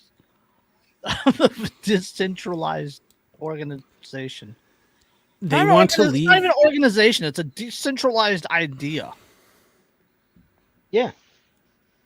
And that's the biggest thing about people like us is we're absolutely decentralized. There's no person who can speak for us because we're all our own individuals. Mm-hmm. We associate with one another freely and voluntarily. Because nobody else will. Well, because we're the only ones who will associate with each other, let's be honest. It's because of the damn days without autism. You know, every damn day, one of us says something autistic. I am autistic. Yeah. But they don't understand that. They don't understand the idea of that peaceful and voluntary interaction. And they don't want to. Yeah, and it's the goal is control. And it's and I mean that's the thing. Is like we've talked a lot about the right to keep and bear arms, and and a lot of people will try and say that that makes us right wing, right? We're not right wing, and we're also not left wing. Although, admittedly, we're more left wing than the modern political left in the United States. The reality is that what we want is freedom, and we want freedom for everybody, and we want you to be able to freely determine what you want to do. Yeah. Anybody right of communist is right wing, right? And anybody left of conservative Christian is liberal, right? That's the way the extremes work. Yeah. Right. So, I mean, I generally argue the left says I'm right wing, the right says I'm liberal. Yeah, because I refuse to adhere to their political spectrum, and I say, no, you're all on the political left, and the only political right that exists, true far right, is anarchism, because it's not a spectrum of, this political or this economic ideology and that economic ideology. It's a spectrum of freedom versus tyranny, and at the most free is anarchism, and at the most unfree is communism and fascism, which are both still leftist, and I will argue with receipts, motherfuckers, if you disagree with that. Yep. But that's the way that it is. And the reality is that the reason that we wind up hating so much more on the political left right now is because the political left is in power currently. If the political right was in power, you'd hear us rag more on them. And if you go back in our episodes to when the political right was in power, you'll hear us rag endlessly on the political right too while they were in power. We are like equal opportunity, hate bears on this one. All right. Right. We're running out of time. Let's get this last article out. And I apologize in advance, Dave. You're not going to like it too much. So, again, I can't read the headline because that'll give it away. Uh-oh. Can't read the first paragraph because that'll give it away. A lawsuit filed by the family of Anthony Tony Mitchell on Monday alleges that officers at a Walker County, Alabama jail engaged in a horrific abuse against a 33-year-old, eventually leading to his death. Quote, Tony's death of hypothermia was the direct and proximate result of the defendant's deliberate indifference or malice and their ongoing denial of Tony's constitutional rights under a scheme that continued to operate after his death through the issuance of false statements to family members and to the media. According to the complaint, on January 12th, Mitchell's cousin called the local police to request a welfare check after Mitchell, who had a history of mental health problems and drug addiction, began experiencing severe delusions. According to a social media post from the police, Mitchell became violent, firing at least one shot at the officers before fleeing into a wooded area behind his home. Mitchell was arrested and later charged with attempted murder. According to the local news station, officials noted that a court appearance on the day of his arrest, Mitchell was, quote, unable to sign paperwork. For the next 2 weeks, Mitchell would allegedly face an array of abuse while incarcerated at Walker County Jail. According to the complaint, Mitchell was left completely naked during his 2 weeks in jail, apparently part of the jail's, quote, suicide watch protocol, which I have heard of and I agree. Further, Mitchell was housed in an isolation cell in the jail's booking area. The lawsuit describes this as, quote, the equivalent of a dog kennel, a concrete cell with no bedding and only a drain on the floor to be used as a toilet. Further, the lawsuit states that Mitchell, who needed a set of false teeth to eat after losing his teeth due to neglect and drug use, had his false teeth taken from his following a January 15th tasing incident, meaning the already malnourished Mitchell was unable to properly eat food. Quote, Tony continued to suffer from serious medical and psychiatric needs while incarcerated as a pretrial detainee in the jail. These needs were obvious to every corrections officer and all jail personnel who came in contact with him. Right, you guys following me so far? Yep. Okay. On January 27th, Mitchell's mistreatment seemed to take a turn for the worst. While it is difficult to know for sure what happened, the lawsuit states Mitchell was taken to a local hospital where he registered an internal body temperature of 72 degrees Fahrenheit. Jesus Christ. The complaint notes that, quote, the only way for Tony's body temperature to have started dropping to 72 degrees in such a short period of time was for him to have been placed in a restraint chair in the jail's kitchen's walk-in freezer or similarly frigid environment and left for hours. That's okay. So first of all, even under the Geneva Convention, even under that,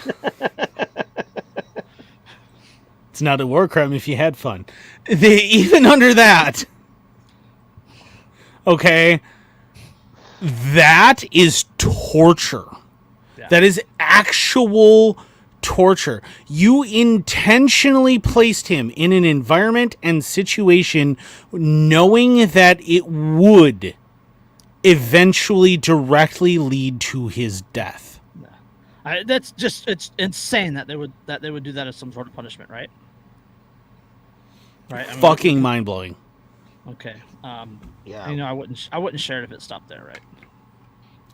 That's what I was afraid of. Yeah. While no videos have been released proving that Mitchell was placed in a freezer, Walker County police have made multiple false statements about the incident. Soon after Mitchell's hospitalization, police claimed in a press release that, quote, the inmate was alert and conscious when they left for this facility and arrived at the hospital. However, surveillance video from inside the jail shows an unconscious and limp Mitchell being carried into a loading area of the jail. Lawsuit also alleges that one officer told Mitchell's cousin that, quote, that when deputies got Tony to the hospital, the doctor asked Tony to sit up and Tony sat up. And at this point, he had a massive heart attack. However, the doctor's notes indicate that Mitchell arrived unresponsive and that, quote, there was never any purposeful movement or response to pain. Physically, the human body cannot reach that low a temperature. Yes. And without functioning. Well, one, and remain functioning. Yes. Yeah. Two, if he, let's say the video didn't exist, right? And that's what they claimed. And when he got there, he wasn't responsive anymore. Yes. You had a blast freezer in that van. You didn't call a prisoner transport van. You called a van from a cake shop to transport him. Yeah, that's what they're saying. They're saying that there's no way for the body temperature to get that low. It physically cannot. Yeah. That is a medical fact. It physically cannot get that cold. Yes. That fast. Yes. Without outside assistance of an extra cold temperature, and a reasonable temperature inside a jail will not ever drop a human being's temperature that low if they are still alive. Yes, and then they lied about it. Which says that they did that. They did do what they're accused of doing, right? Like, that's what that pretty clearly indicates. They threw him in a freezer, naked, strapped to a chair. Yes, to some degree, yes. Either that was the prison transport had a blast freezer, or he was in the kitchen's freezer or the kitchen's refrigerator. No, one or the other. Like there's you need very cold Alabama. temperatures. It's Alabama. It's not that cold in January in Alabama. No. I mean, you might get some decently cold temperatures for short spurts, but you'll never see the prolonged cold that we see up here in the north. To drop your body temperature 25 degrees? No. Drop your body temperature 25 degrees, the outside temperature versus you needs to be a significant differential. Yeah. Mm-hmm. There needs to be a significant differential. And room temperature is not a significant enough differential. Either you're starving and no longer have calories to keep your body temperature up, which indicates severe neglect. Which is possible because he was malnourished. He wasn't eating properly, right? He had psychiatric needs that wasn't being taken care of. They took his dentures, right? So it's entirely possible that he was completely malnourished. I'm sure he had a very low body fat, right, from the drugs and everything else. And it's possible. So either what you've done is a prolonged, intentional starvation of this prisoner. Yes. To cause them to have not enough calories in their body to maintain body temperature, and it drops, in which case you starved them to death.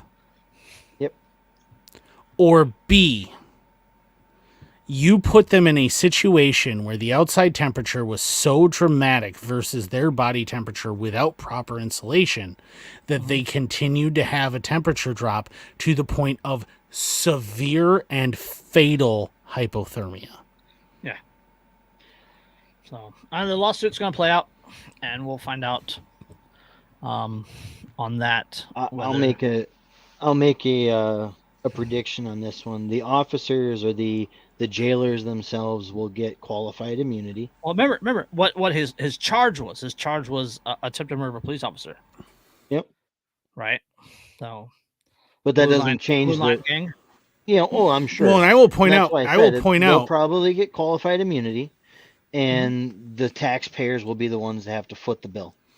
Yes. Oh, yeah, and I, when I've heard secondhand from my own grandfather, God rest his soul, that, about my great grandfather, who was a cop in Detroit in the 1920s.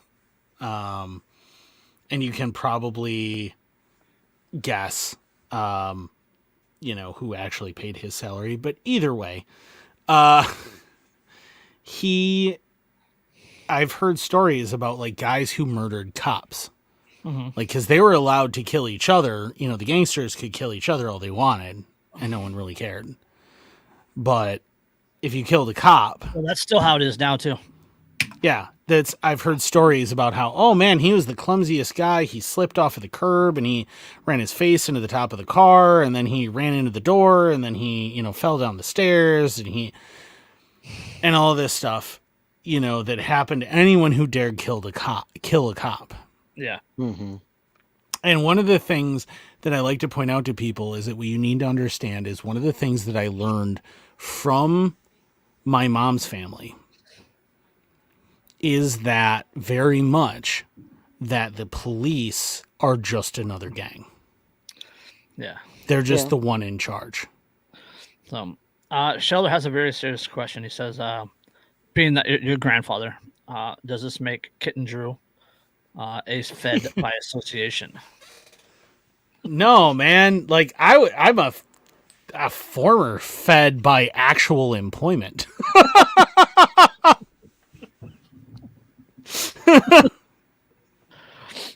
I literally worked for them.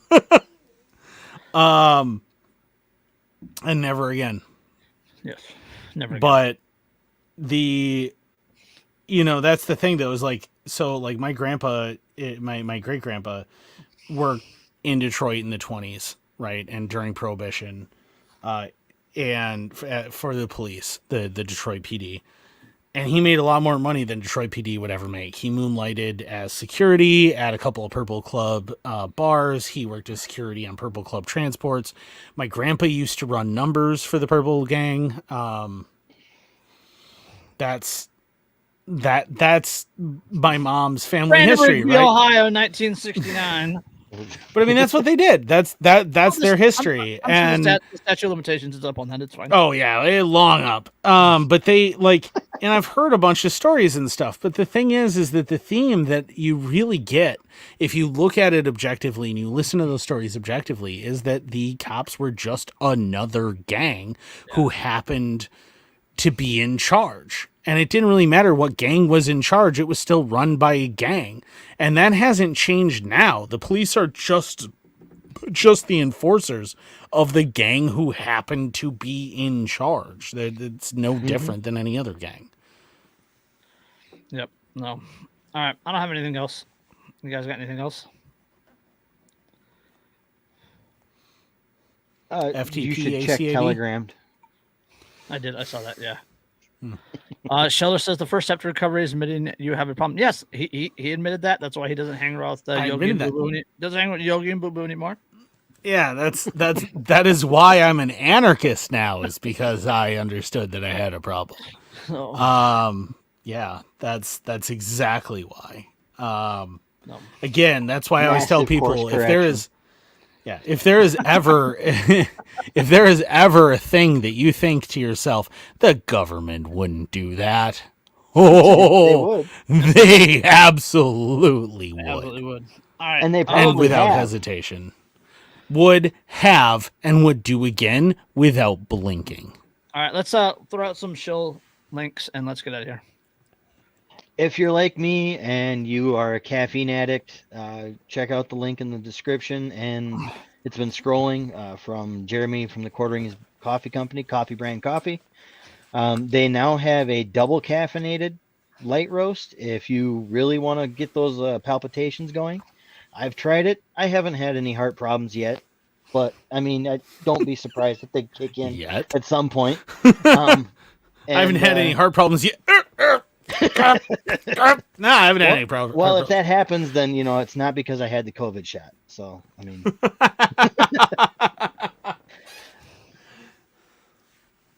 But check out the link. If coffee's not your thing, they have teas, they have cocos. I think they still have some closeouts from Christmas time for some of the more flavored cocos and stuff like that. So give them a check, give them a try. And if you use the link, you support me, and I would be very grateful. So, all right. So, buy Derica's book. It is called "Think for Yourself," a thinking workbook, critical thinking workbook. Sorry, for beginners. Also, since we're on the subject, hit up Derica on Telegram or on Messenger or on Facebook itself, and tell her to let her kids build a trebuchet. Yes. For academic reasons and neighbors. Yes, for homeschooling project. Yes. That needs to happen now. Yes. Also possibly caltrops. Medieval siege warfare. Make sure that she teaches the medieval siege warfare. Historical reenactments, quote unquote. It's a learning experience and it's important for children. A suspended tree trunk. Yes. From a rolling apparatus. Yeah. Yes. Dave got the Facebook ban, by the way, you guys. Poppins Patches on Instagram. And the Poppins emails on his website. Well, that explains why I didn't get a response when I messaged him asking him about the status of that special project. Yeah. Hit him up on Instagram. Well, hit him up on Instagram. I'm not on Instagram. Yeah. Well, you need to get on Instagram. I don't like Instagram. That's all the cool kids are on Instagram. What's wrong Yeah. with Instagram is going the way of the fucking What's Facebook. wrong you? You're with not you? a cool kid on pink. Instagram is owned by Facebook. I know. That's why it's going On- the way of Facebook. On been Wednesdays, losing wear users hand pink. over fist. Do you not want to be a cool kid? All the cool kids pee themselves, Christopher. Oh, that I've got in spades. We're good. We. I'm old. I do that all the time. Get off my lawn. He's the Frank Sinatra of peeing himself. If peeing yourself is cool, call me Miles Davis. All right. Yeah, there you go. That's Jesus Christ. I'm the Betty White then. Oh, this is troubling. This is troubling. I don't know if I should feel bad about my lack of incontinence or like really good about. Now I'm really torn. Shall Anyway, fuck off. and this is in the middle of, and of course this is in the middle of our ad for Derica's book. Think for yourself. Speaking of old people peeing themselves. We're sorry, Derica. We're so No, sorry. we're not. No, we're not at all. A critical thinking workbook for beginners. It's available for you for like $10 on Amazon. It is a workbook, so don't expect more content not than a you expect novel. of a workbook. Yes, it is not a novel. It is for beginners. Please think critically about the thinking workbook for critical thinking. For the love of God. Okay, so We need Andrew. do we need Andrew. a critical thinking picture book in order to get people to the point where they can order? suspect. No, we should we should have Derica start working on that. It'll be a prequel to the actual work. a prequel, like, please think critically about reviews on Amazon. Also, Andrew, the reason why you don't have incontinence problems is because of you were eating that stripper, and so it doesn't work right anymore. There you go. Oh, I both. It's not important. Anyway, there are people who can argue that for me. I don't need to do it. Number of people in the anarchist community can argue that for me, but it's not important. What's important, though, is if you want to care for your beard like I do, and you care about your beard, please, for the love of God, ignore these idiots and go to thebeardstruggle.com.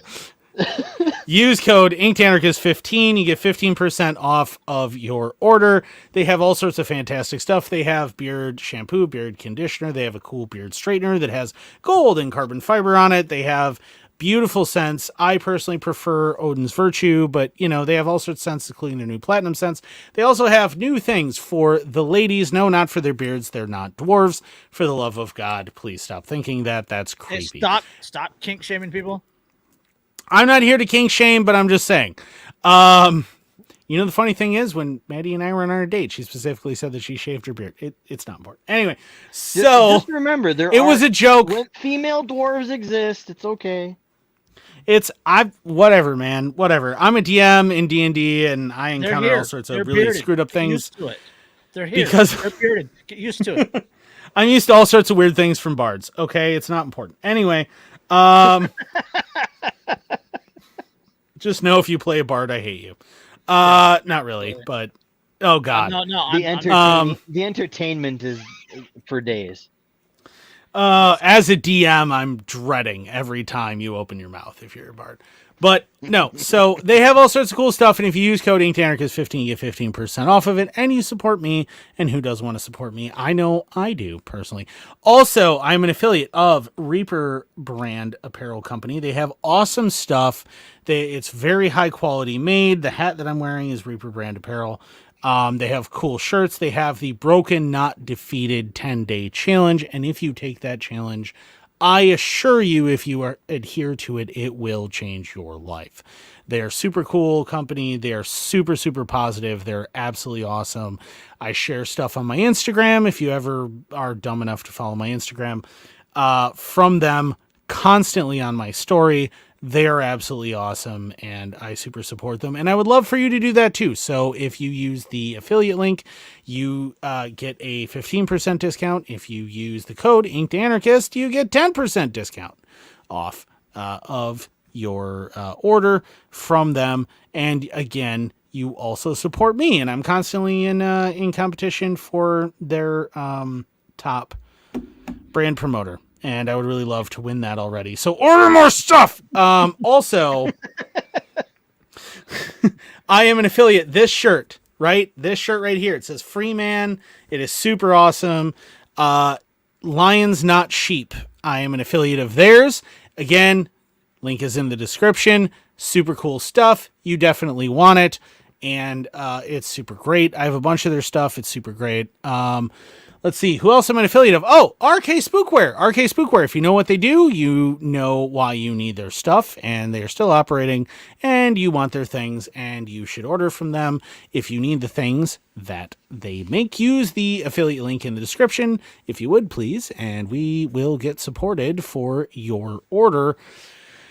Do we have anybody else? I'm running out of memory. We don't. Stop talking. I'm pretty sure I have somebody else who's giving me free stuff to pimp their shit. You don't have it written down? No. Why would I write that down? That seems like a reasonable thing that a human being would do. I'm not going to do that. You need to add sense autism. You need to add everything that you just said to the ticker at the bottom, by the way. Absolutely. Also, do not forget to check out our boy Dave at poppinspatches.com. He's been in the comments the whole night. Super awesome dude, and he makes super awesome patches, and we love him, and we love his patches, and they're super great. Those patches are just, they're super high quality. He makes sure that the colors are baked individually, so you don't get the fade out of the lighter colors that you do out of other people's, which is really important. Super nostalgic stuff going on there. And he works with us. Andrew's humping footballs at this point. I'm trying. Why you got to throw off my ad copy? You got to throw off my ad copy here. That was not your ad copy. This is worse. This is you flying by the seat of your pants, which is normal, by the way. I always. That took twice as long as it normally does. Yeah, because you kept fucking interrupting me with Derek's shit. Like, it's... Oh, no, we didn't count that timing. Okay, next time, I'll give you like a 5-minute warning. You can go say hi to Boo Boo and Yogi. You can come back, and then you can do your whole thing really fast, like normal. But make sure you've got your cat ears. Side note, if Boo Boo and Yogi's Booby! if Booby and Yogos... Chew that gum some more, Andrew. It's got your mouth not working right. If any boobies vendors would like to support me, I am more than happy to support you, as it were.